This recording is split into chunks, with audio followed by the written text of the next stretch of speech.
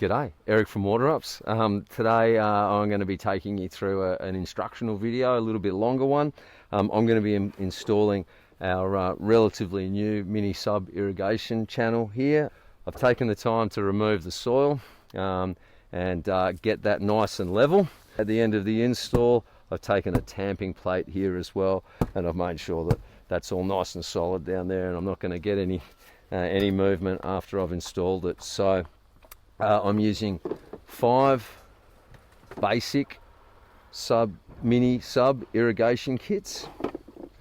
I've got all the fittings that came from WaterUps. I've got the nut and spigot, and I've got the parallel connector kit, which is another nut and a special wedge washer, which we'll go through soon. And I've got some PVC attachments. This is 40mm drainage DWV pipe, so it's a low pressure pipe. And I've got a special little corner bit here that we can talk about as well. And look, I've a few of the other things. I've the blue glue to stick all of this PVC stuff together. A nice sharp knife, something to measure, something to mark, and something to cut. We'll need some perlite, so I've got some perlite here in the bucket.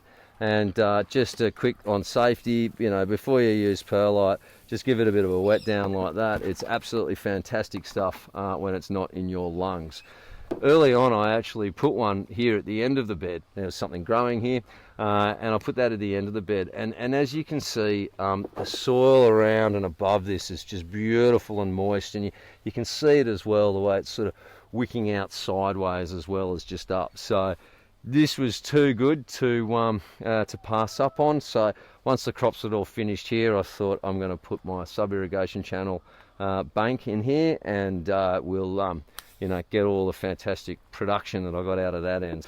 So the first thing I want to do is I want to prepare the sub-irrigation channel. So we're going to block off this end, and to do that we're going to do it with the nut and the spigot and the large O-ring.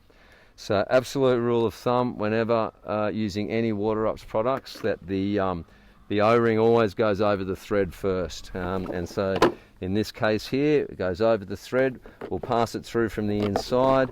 You can see there's a slightly beveled edge through here, which holds our large O-ring nicely. And then we're going to come from the other side and just screw off our nut. Alright, I'll do that 5 times over. Okay, now all the nut and spigots are on the end. I'm going to think about the other end. This is the end that I'm going to connect them all with. So for one of these, I'm going to make the overflow point, and another one, I'm going to make the inlet.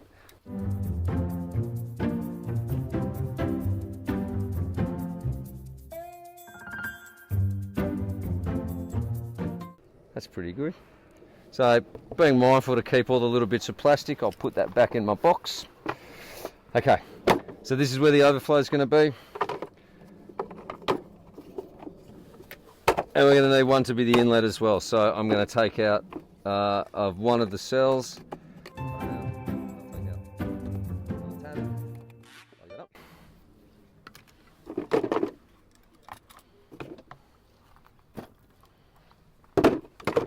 Good. Overflow inlet. Might as well put this together now. So there we go. So the inlet pipe, this will be the cell which it comes into. It will fill this, then it will fill the one next to it, the one next to it, the one next to it, and finally it'll overflow on the last one. Next we're going to grab our piece of PVC and we'll slot it into the pipe, see about where it comes to, make sure we've got enough, and we'll make a little mark. Should be about 100 mil, should be about 10 centimeters. It is about 10 centimeters. So we're going to need 5 of these. So let's just keep going down here and mark them off in 10 centimeter lots, 100 mils for all your designers. 1, 2, 3, 4, 5, perfect. So next, now that we've cut our little 10 centimeter long pieces, I'm going to connect them all to the T's and the elbows that I got.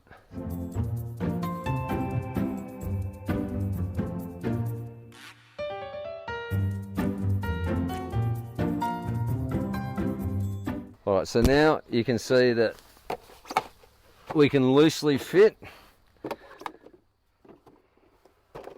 these guys next to each other in the space that we've got. All right, they look all about right. So just measuring how long our PVC joiners need to be, somewhere between 220 and 230. And we'll just cut 1, 2, 3, 4 of those. So we're nearly to the end of our dry fitting. So we can see here we've now got enough pieces that's going to fit in nicely. So we'll recover all of these. Okay, now we're going to glue all of these together. Gluing these together, we need to make sure that all of the pieces line up nicely. So for this, you're going to want a nice solid surface. So what I'm going to do is, I'm going to glue these pieces together and making sure that I'm getting them all nice and flat and level in one by ones. So first thing we do, get these two level, do that. Push them down on a flat surface like that, and there's no rock, no up and down.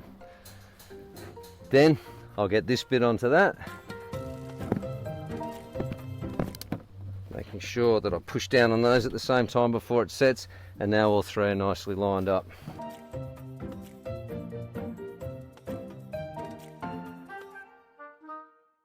Now they're all nicely lined up, and when I put my sub-irrigation channels in, I won't have them all up and down like this. Now the pipe's had a chance to dry. We're going to go and we're going to take our parallel connectors, which is made up of a nut and a wedge washer. We're going to go along and give each of these guys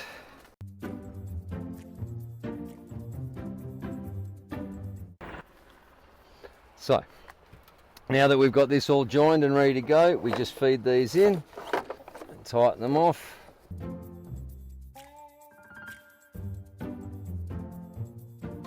Now, as you can see, our units are all together and sitting nicely in the bottom of our garden bed.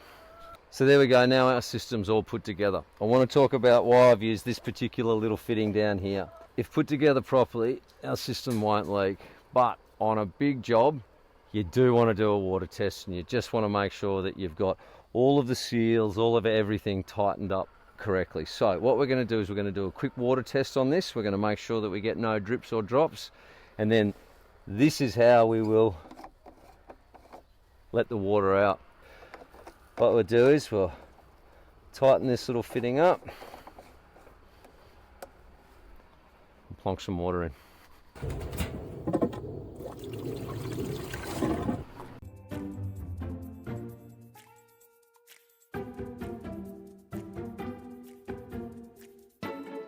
So that all went according to plan. They all filled up at the same time, and when the overflow unit started to overflow, we were able to check and see that all the water level was, for all intensive purposes, at exactly the same level.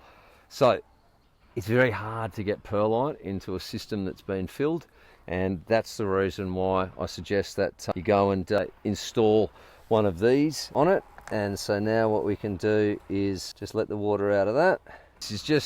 This is more for if you've got a big job and you just got to prove to the client that the WaterUps, if there's an issue down the line, that the WaterUps is not the issue, that you've tested it, and this is the best way to let the water out. So now we are at the stage of wanting to put perlite in. So you can see I wet that before, and it's nice. I can now handle that. So what we can do is we come here.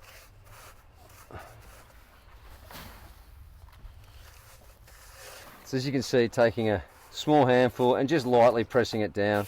Don't want to absolutely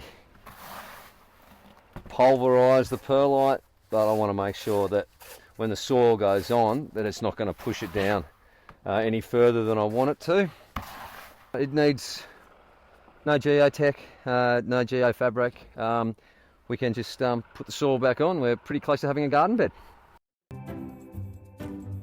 Okay, and that's us done with our mini sub-irrigation demonstration. As you can see here, the last thing to do is just to fill it all up. And once it's filled, that moisture will come up into the soil and ready to start gardening.